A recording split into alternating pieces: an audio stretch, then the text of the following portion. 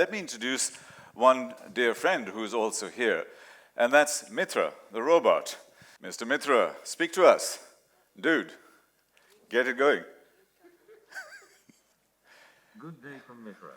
What can I do for you today? Marhaba and good morning, ladies and gentlemen. My name is Mitra Robot, and I would like to welcome you all to World AI Show. I am thrilled to be here in... Well, Marhaba and good morning, ladies and gentlemen. all right. Bottom line is, AI has a long, long way to go. That's what it tells me. And AI, compared to human beings, you know where AI is right now? AI is about there. It's about this Mitra has about as much brain as a cockroach. We are up there. And really ask some difficult questions.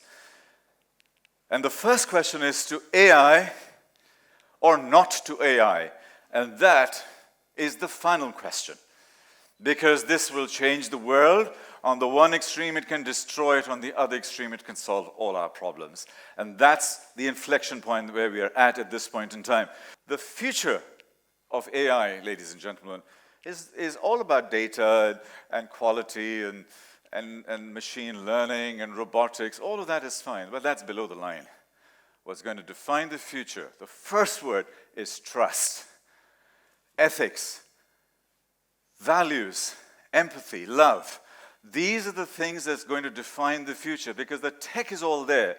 If we don't have trust, we don't have a future of AI. If we don't, you can have fintech, you can have all sorts of things, but if you can't build compliance and ethics, nothing will work. You can create the most important things, but if you don't have the security and understanding, it won't work. I'll talk a little bit about transformation and ethics. Wonderful program.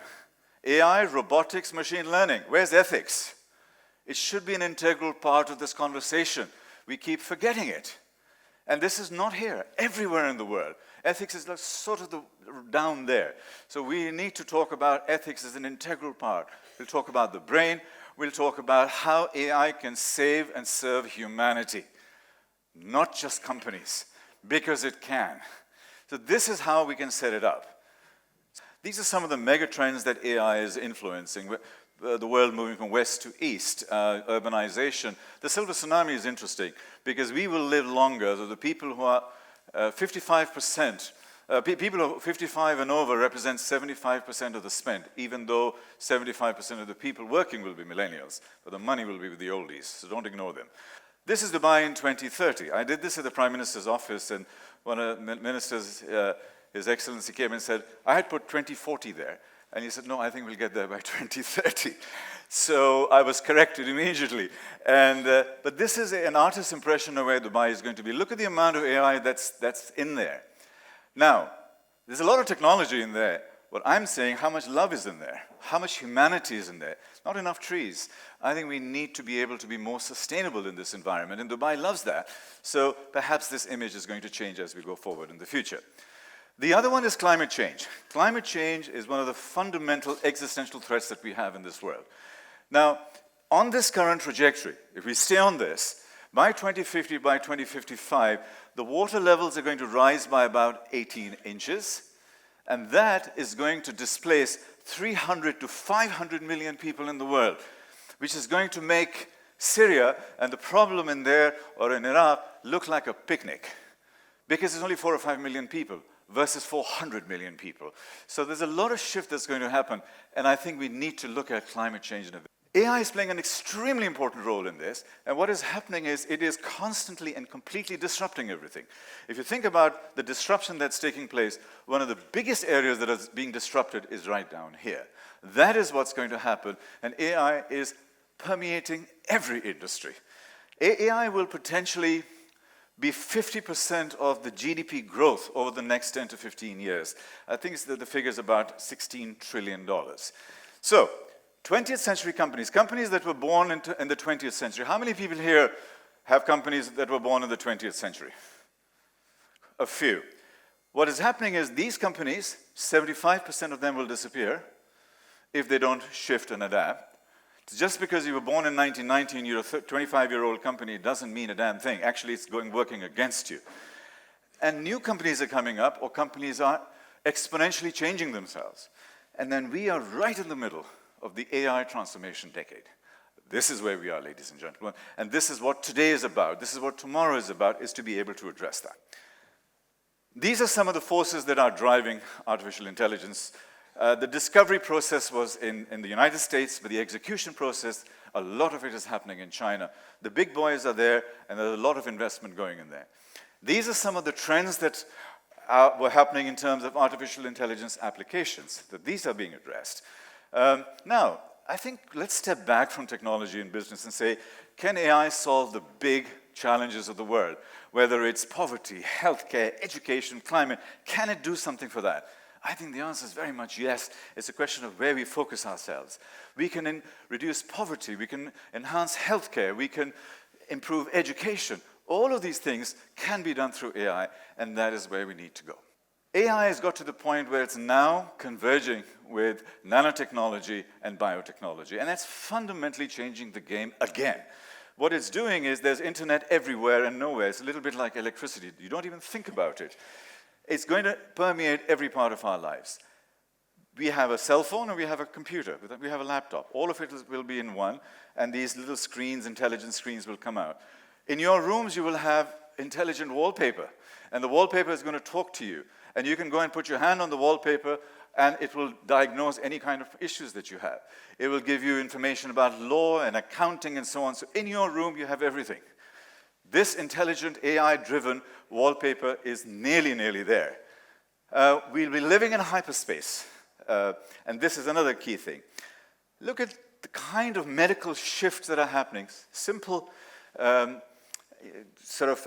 contact lens in your eye, and then we can go forward from there. This is quite important, 3D printing. 3D printing is fundamentally changing the way we are. From mass production in the past, previous century, to mass customization. That's a huge shift that's going on.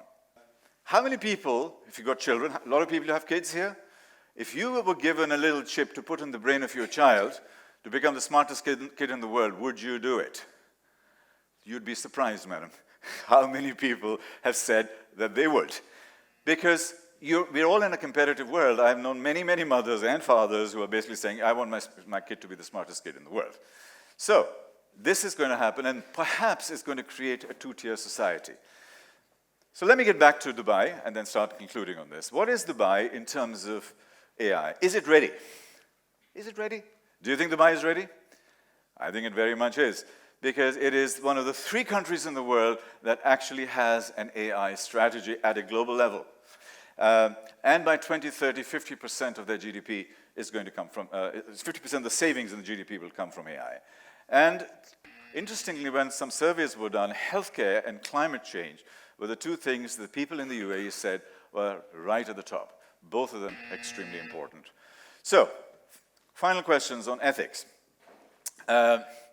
We haven't discussed ethics. How many people think that ethics is an important issue in AI? Everybody. How many sessions do we have on ethics in this program? 0. Nothing, I'm not criticizing the program. I'm showing where we are in our thinking, ladies and gentlemen. Because this is the critical piece that we have. Because what we need to be looking at is the impact of biases. The brigadier is here. He's the head of AI for Dubai, Dubai Police. Now, in the US, just because of a zip code, people are being categorized. That doesn't mean they are criminals. That just means they're in a bad neighborhood. They could be poor, they could be black. But so there's a lot of data bias. Who gets a loan? Women don't get a loan, men get a loan. Age, this thing doesn't happen, that thing doesn't happen. So biases are being built in because data, and the gentleman here said the quality of data. Sometimes the data quality is not good, it's not properly tagged and so on. The need for transparency. We believe our cell phones, we believe all the information we get through data. We don't know where it's coming from. We don't know who's behind it. We don't know how the flow is coming through. Shouldn't there be more transparency? What we see as data and content is just the tip of the iceberg. What is below that? Below the surface of the level of water. And what is our responsibility? How do we engage in this new world? Because AI is not racist. AI is not sexist. AI is not class, class conscious. We are, as human beings. We are prejudiced. What's the prejudice we're going to give Mitra the robot? We're going to put stuff in there. Garbage in, garbage out. So we need to be looking at our regulatory authorities and our environment to do this.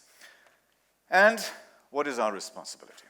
So this is basically what I wanted to talk about at this point in time. Now, we start with trust and we end trust, and everything else is a bridge.